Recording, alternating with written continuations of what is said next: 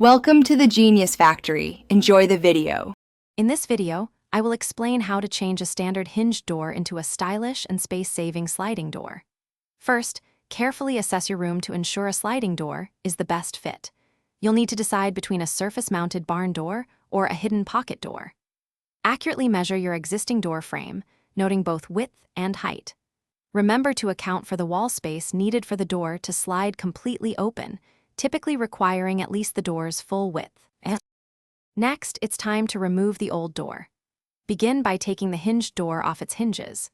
Then, carefully dismantle the existing door frame, including all the jambs and decorative trim pieces. Once the opening is clear, ensure the wall is plumb and level, making any necessary adjustments. Crucially, reinforce the header above the opening. This structural support is vital for securely mounting the new sliding door track, ensuring long-term stability. Now, let's install the sliding door hardware.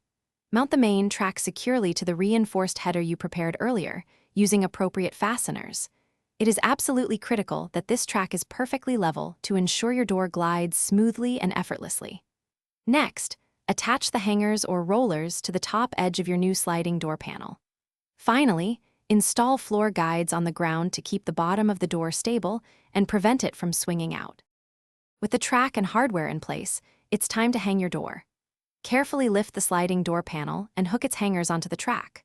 Once hung, adjust the door's height and alignment to ensure it moves freely and closes properly.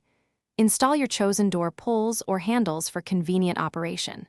Finally, apply any desired trim, paint, or other finishing touches to seamlessly integrate your beautiful new sliding door into your home's aesthetic. Thanks for watching. If you found this helpful, don't forget to like and subscribe.